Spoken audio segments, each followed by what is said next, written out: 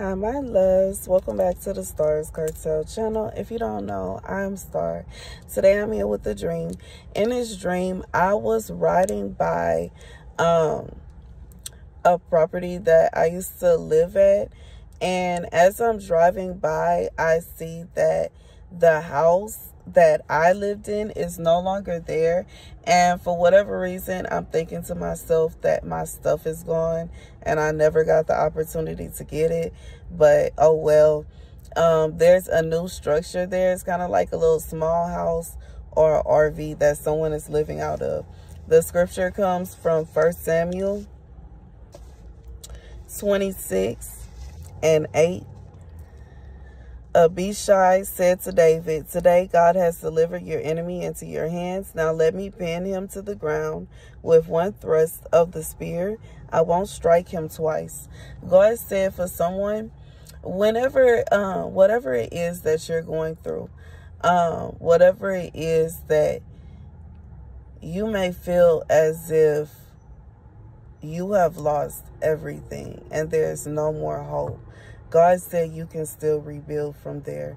It does not matter how far down you have went.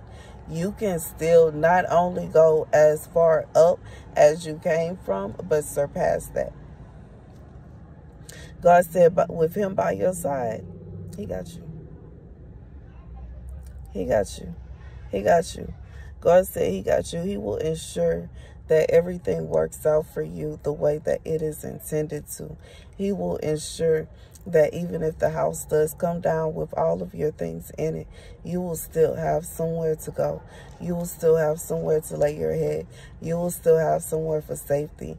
In this dream, it wasn't a situation where I didn't have, but it was a situation, I don't even know when I had this dream if I had a car yet. So, you know, just the fact that I was riding by is strange. But I feel like for whoever this is for, just because you have to let go of some things from your past, there may be some people, places, and things that you have to let go of. But God is going to bring the new into your life to such an extent that you aren't even going to recognize that the old has been removed. I did not know that house was gone. And I didn't know it to such an extent. It was like I hadn't been by there in so long that I thought it was still there. And I feel like that's for somebody.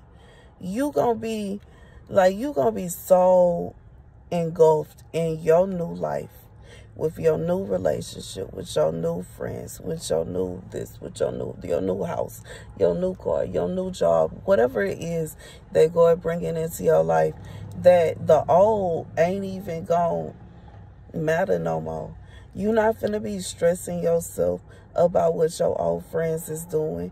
And, you know, if they gossiping about you, or they hanging out without you, or they still going to your old spot. Why would you care about that when you got new friends and you going to new places and you don't have to worry about them gossiping behind your back because they talking to you in your face? You know what I'm saying? They got a problem with something, they gonna go ahead and let you know what they got a problem with. They not finna go behind your back and spread rumors and, you know what I'm saying, go out their way to hurt your feelings. You know, they not finna, you know, I just feel like this is something where this is new. Why would you look back to see what your old job is doing when your new job is doing so well? You're doing so well there. No, why would you care about who is promoted now and who is at what position and who got this and who got that, who got this raise, that raise, and the third? You don't care about what them people is doing with their business no more. You do not do no business with them people. Why should you entertain any of the business decisions that they are making when it does not involve you? Not your monkeys, not your show. Why would you care? You know what I'm saying? Why would you care what your ex doing and you got somebody else? You know what I'm saying? You in a whole new relationship. You dating someone new, or you, like, you know what I'm saying, then got married. Y'all, you know what I'm saying? You done ran off into the sunset with somebody literally. And y'all happily ever after. You're not worried about what that person doing no more.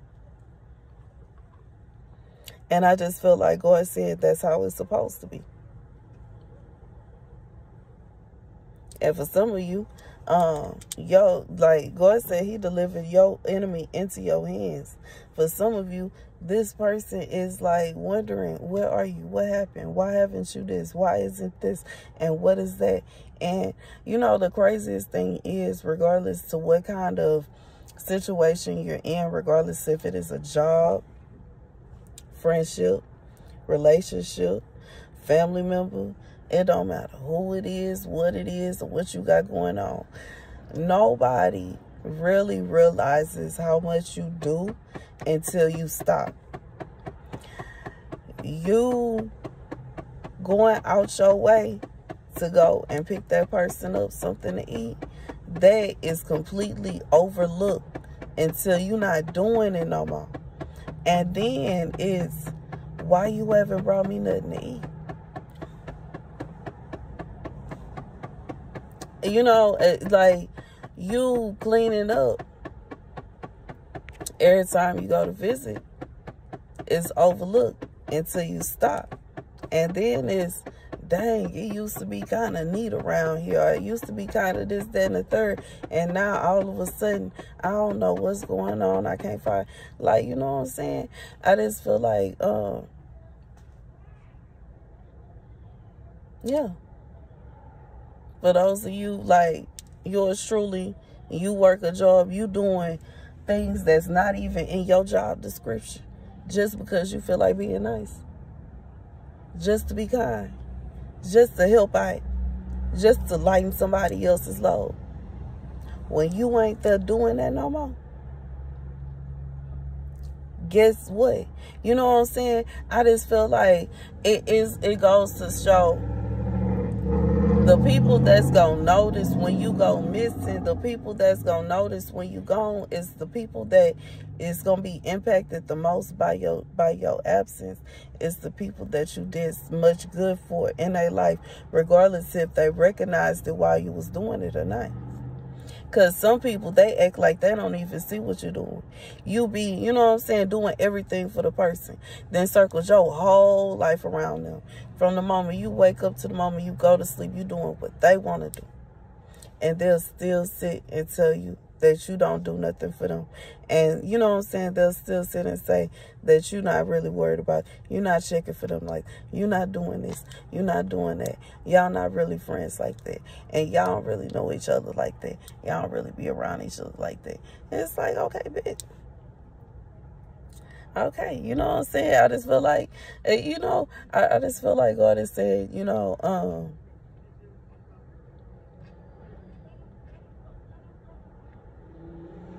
take it easy in everything that you do. Remain calm in everything that you do. And understand that whenever God promises something to you, it shall come to pass. And anytime there's an enemy coming against you, God is going to deliver that person into your hand. Either he's going to deliver them into your hands, they're going to follow their own sword, or they're going to end up in the pit. They're going to fall, they're going to trip and fall in the pit they dug for you. It's going to be one of them three. And that's just what it is. And I done seen it happen in my life time and time again. You know what I'm saying? And sometimes it can be real frustrating when you going through that season before you vindicate it, before the vengeance comes forth. Because that season, it's like, it's not exactly a season of war per se. It's just like, it's a season of pruning. It's a season of humbling. It's a season of being the butt of jokes. It's a season of being in a really tough relationship. It's a season of dealing with friends who don't really care about you. It's a season of being in a relationship with someone who's cheating. It's a season of finding out that, you know, your friends have been talking behind your back, or your family has turned on you, or this has happened, that. It's those kind of seasons, and it's like, to where you can't do nothing. Like, there's nothing you could do to respond or react. You find out that all of the people you thought were your friends at work have been gathering information against you to get you fired. It's that kind of season, and you can do nothing. There's nothing you can do to defend yourself. There's nothing you can do to get them back. All you can literally do is accept it, eat it, and walk away. That season is tough. That season is tough. But as soon as you get through that season, and see, the toughest part, it's like as you're going through it, because sometimes the season can last a few days and sometimes it can last a few months. And when you're going through it, it can feel like it's dragging by so slow. And, you know, every time somebody is laughing at you behind your back, it pierces. And every time your person sneaks off to go be with somebody else, it hurts, it stings. And every time somebody know that there's something you being wrong and they acting like everything is good, or, you know what I'm saying, they trying to hide it, or they trying, you know what I'm saying, and you gotta pretend, you gotta put on that fake smile because God said vengeance belongs to him. And it's really like nothing more that you can say unless you ignore them, you know what I'm saying? And then if you ignore them, you gotta explain why you ignoring them, because they gonna ask. So it's the easiest thing to do is put on a fake smile and turn your face and don't say nothing to nobody and keep your mouth shut and just keep it pushing. But baby, that part, that's tough. That's tough. That's tough. That's tough. When you can feel it, but you can't put your finger on it. Now, once you find out what's going on and everything comes to light, and now you are now in the peak of finding out that your worst nightmares are true. And sometimes you end up around the very same people that caused this heartache upon you. And they laughing. They mocking you. They find it funny. That your tears are like sweet sugar cubes to them. Your tears are like sweet honey. Your tears make them feel empowered, happy, and it brings joy. Whereas you are broken, you are heartbroken, you are hurt, and you are not knowing how this happened and what you should do now. And God is watching. And God is like, okay. Okay, now God is popping his knuckles.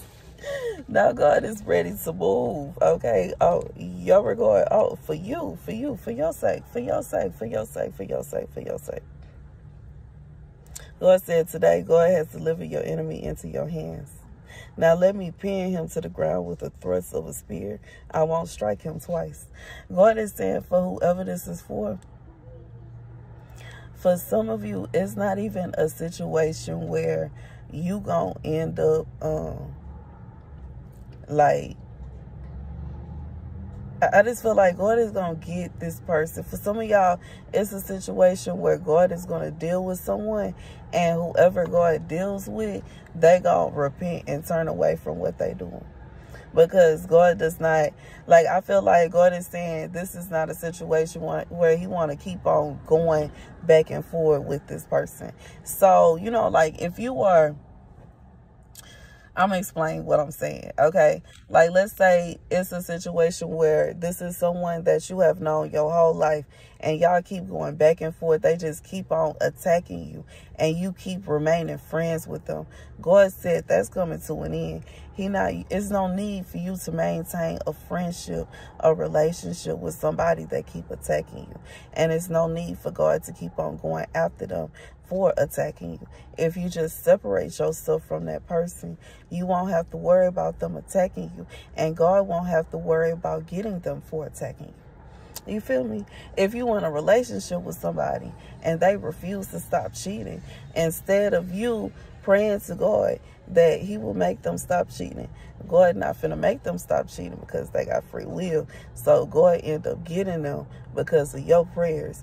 And they just gonna keep on doing what they want to do because that's what they want to do.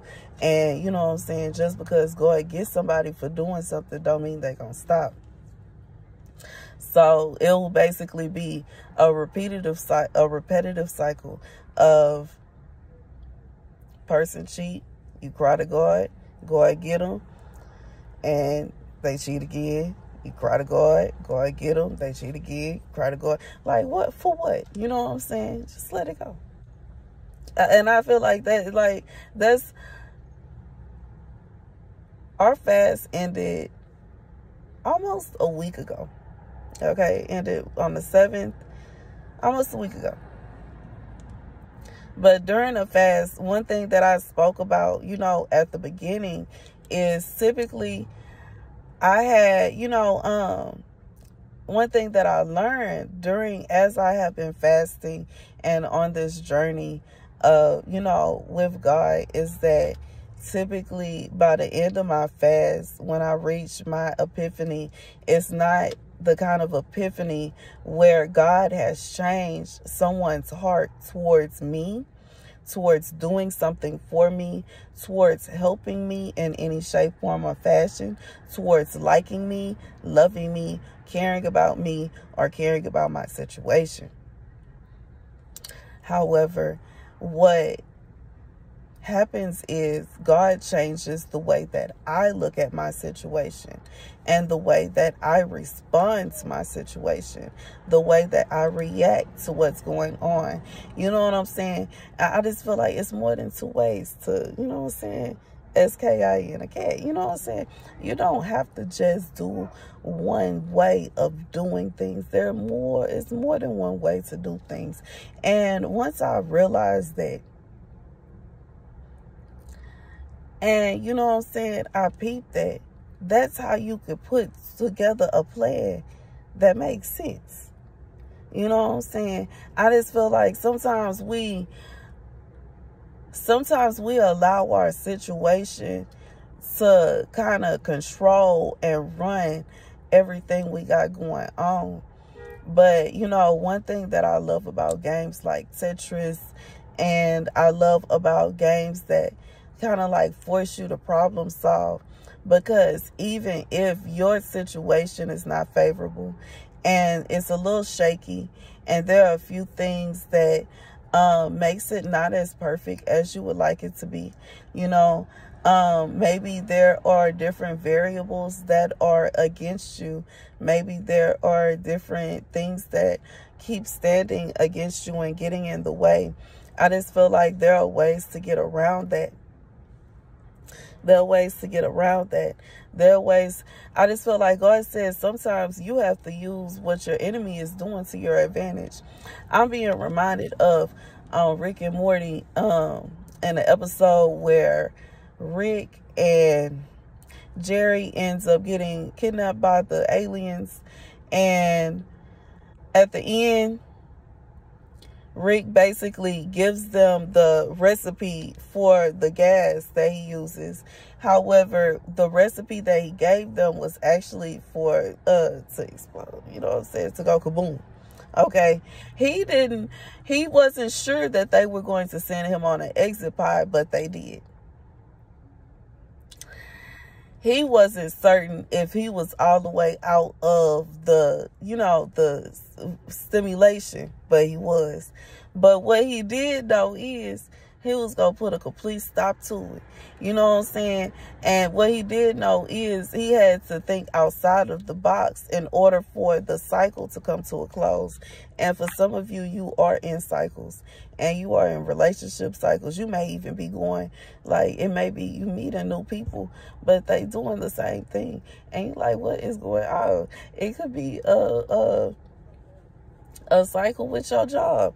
You keep getting, every time you get a job, it's the same thing over and over again. And you're like, what in the world is going on? Why do it feel like I keep having cycles here? You know what I'm saying? And I get it, because I feel like until I worked at the last nursing home I worked at, okay, before I was done, wasn't able to work in nursing homes no more, baby, it felt like, I was like, why come I don't have, one of those jobs like how people, they've been working there 5 years, 10 years. And it's like, Even my first job when I was working at Sears, I was working there with people who had been working there since they was 16 years old. And they had full corporate jobs, full daytime jobs elsewhere. And they was still working there. And I baffled. But anywho, I just feel like God is saying, once you are with what you're supposed to be doing, it's gonna come natural and you'll have that vibe. But you know, it may sometimes feel like you got to do so much in order to get there. God said sometimes you're gonna have to play your opponent to get there, because you know Rick wanted to go home. So what he did, he said, you know what, the odds are against me, but I'm gonna go ahead and do this here, and I'm coming up out of here. And it worked. It worked. And he pretended as if he had been defeated. He pretended as if he was giving them the ingredients to something that is a secret. They thought they had won. And I feel like that's important for somebody, you know, whoever is watching this 21-minute video. You know, you done got to 21 minutes, baby. Go ahead and say it for somebody. Sometimes you have to be careful. And sometimes you have to make it seem like your enemy won. Sometimes you have to just sometimes you have to allow your enemy to get that feeling, because they were cheering. They really thought they won. And then they mocked him before they let him get in that ship. And it took a lot. I just feel like it takes a lot when you know that, you know what I'm saying, everything is about to turn in your favor. And someone is trying to make you feel like, you know, nothing right before it happens. I just feel like, and you know, typically it's like that. It's like every time you get ready to get a blessing, everything starts falling apart right before it happens. And I feel like God is saying, for whoever this is for, you have to be careful, because sometimes you have to allow your enemy to believe that they have succeeded. And you have to allow your enemy to believe that they have won. Because when you allow your enemy to believe they have won and they succeeded and they have successfully been able to stop you, and they successfully, then they not really, you know what I'm saying, it's like they let up. You know what I'm saying? They let up a little bit. And I just feel like for whoever this is for, it make it easier on you. But, yeah, you gotta be careful. You definitely have to be careful. But when it really come down to it, God said in this season right here, whatever it is that he promised to you, you gonna receive that.